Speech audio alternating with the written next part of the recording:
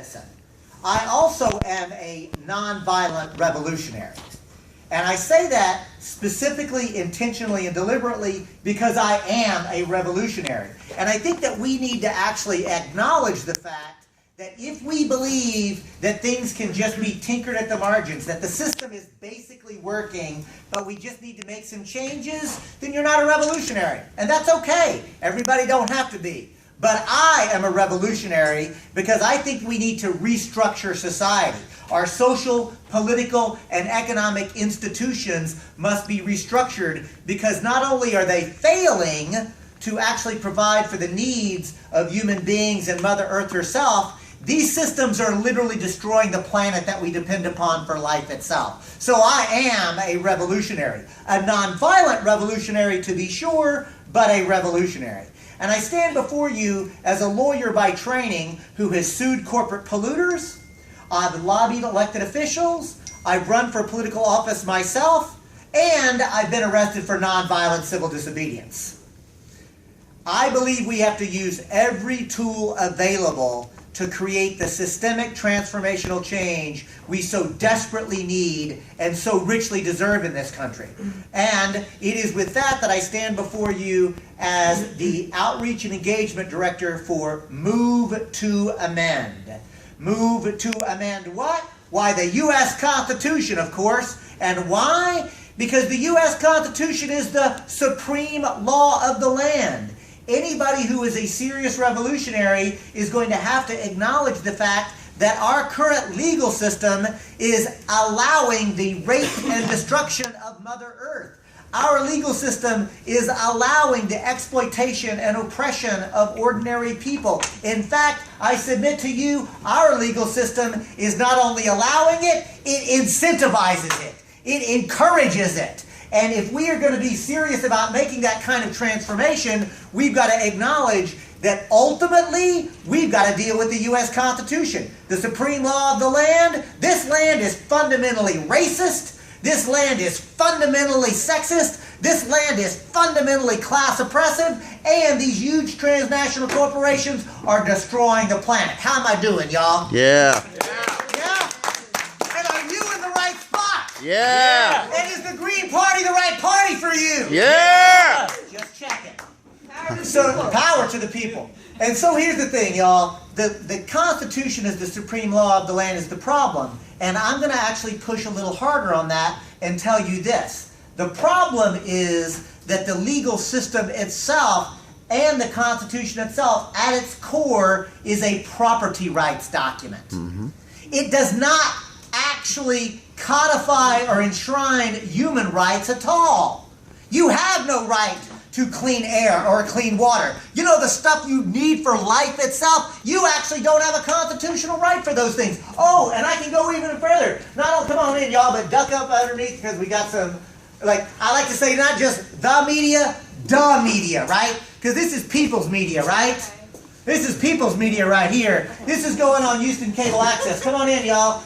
So this is the thing. This is going to be, I think, on Houston Cable Access or Houston Media Source. I forget what it's called now. But the point is that it's citizen journalism. So I just want to acknowledge that this is an opportunity for conversation without the corporate filter. And the reason that you are actually watching this right now, and I'm going to actually talk to the camera right now, is to say the actual only reason you're seeing this is because there's actually a human being behind the current camera right now. His name is Art Browning. Can we get a round of applause for Art Browning? Yeah. And the reason that I say a round of applause is because Art Browning has become a citizen journalist. He's decided that he no longer merely hates the corporate media, which we all do. He's decided to become the media. And if he's really good at it right about now, you'll see www.movetoamend.org somewhere on here. This is my way to sort of guilt him into actually doing a little extra work. www.movetoamend.org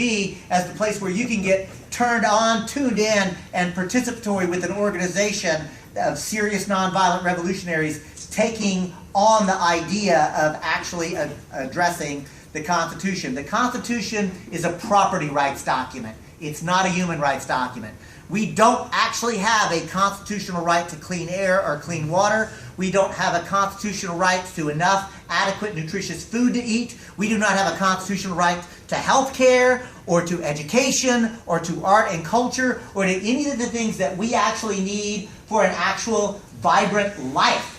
We don't have a constitutional right to those things, but we do. And as some of my friends like to say it, and that is this: if it's the right thing to do, we have every right to do it, regardless of what the law says. Yeah. Right? We got to start thinking differently.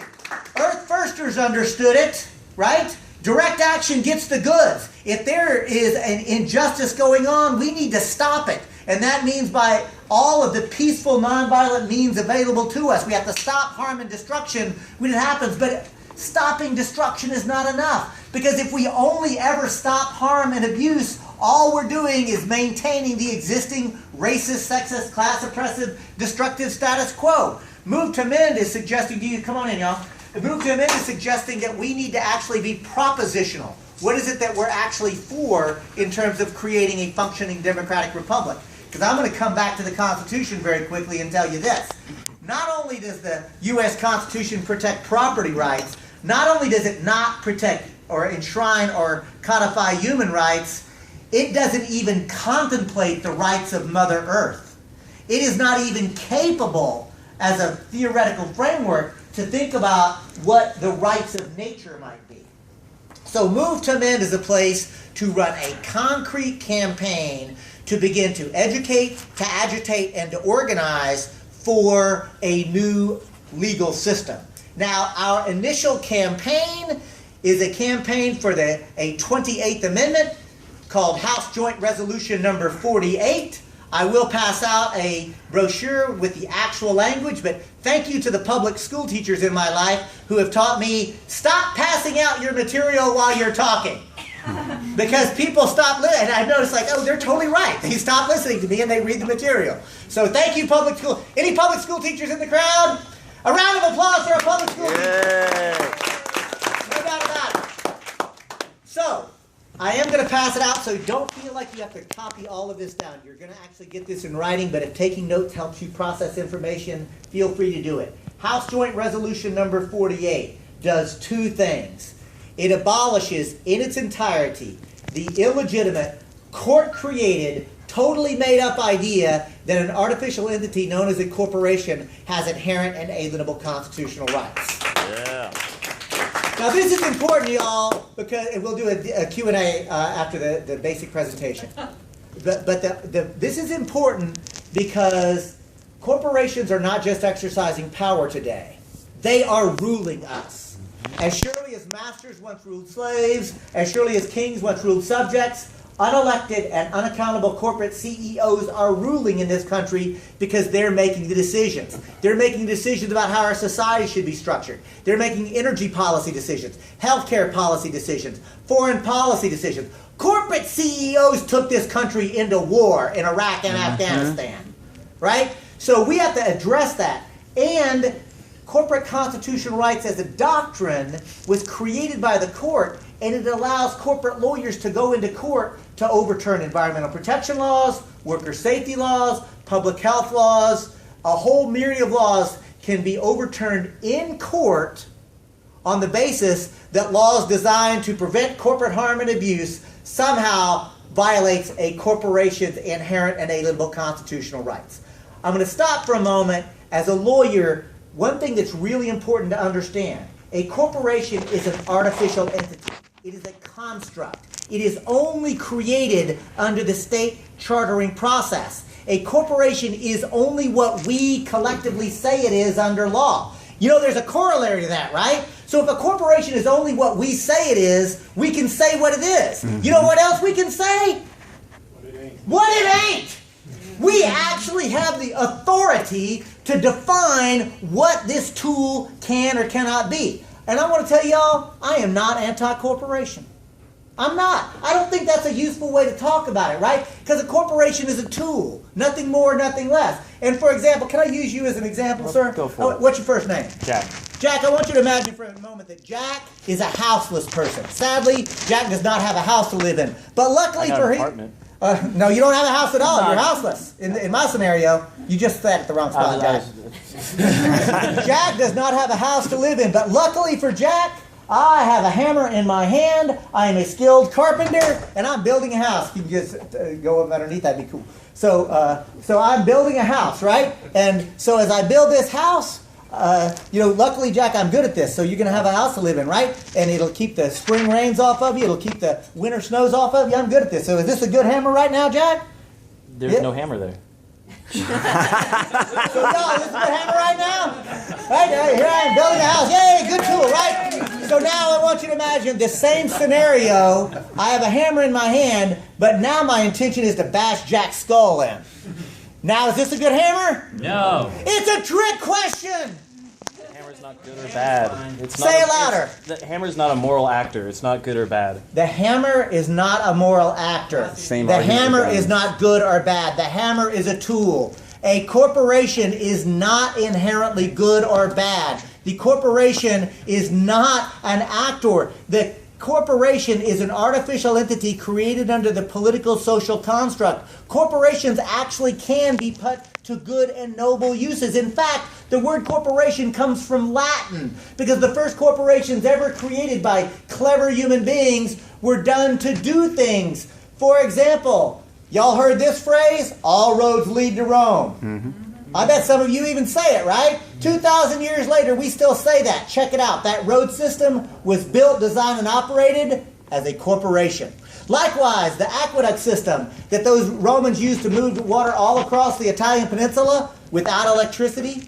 Stop for a quick moment to say one of the reasons that I am genuinely, sincerely optimistic, even in light of knowing all of the ecological, political, and economic crises we face, I am genuinely optimistic because I know how clever human beings are. In fact, I reckon you could not name a problem that I can't give you a solution for if you give me about 15 minutes and access to the internet. Because I'm not smart enough. I don't have the answers. But in 15 minutes or less, I can find somebody who solved that problem. Actually, correction. In 15 minutes, I could find a group of people working cooperatively, collectively together who figured out the solution to that problem. Yeah, you can applaud that, right? Because the corporate media lies to us about so many things, and here is one of them. This idea of rugged individualism is bullshit. We, as human beings, it's cable access, I'll be fine. As human beings, I appreciate the media sensibility. But the point is, folks, we as human beings are better together. We always have been. In fact, ethnobiologists tell us we as Homo sapiens would not even exist or have evolved if we were not inherently, innately cooperators and collaborators. Oh, and get this. Not only that, neuroscience, cutting-edge neuroscience, tells us this. For 99% of us, if we perceive another human being, doesn't matter their race, doesn't matter their religion, doesn't matter their ethnicity, if we perceive another human being in acute, chronic, or distress, and then we get them out of it, we get a dopamine shot of pleasure. That's true for 99% of us. We are hardwired to actually help, cooperate, help each other, and for 99% of us, when we do that, we feel good about ourselves. There's a problem with 1%. They're called sociopaths, by the way. And I want to be clear, they're not sadists. The sociopath, it's not that she or he, and mostly he it looks like, but it's not that they actually get pleasure out of causing pain or discomfort or harm. That's a sadist, right? They're even a smaller percentage. The sociopath sadly seems to lack the empathy gene. For whatever reason, they don't seem to actually have the sense of, yes, well done, whoever that was. They don't seem to have the empathy gene, right? So, and this is the thing. I think that we have to acknowledge that if we had a just and compassionate society, when we met somebody like that, we would get them help, right? Mm-hmm. It's a mental illness, actually. And I say, that's not a joke. I have mental illness in my family, right? And what I know from my personal lived experience, that people who are suffering from mental health problems need and deserve help, right? And our problem is today, the sociopaths, instead of giving them the help that they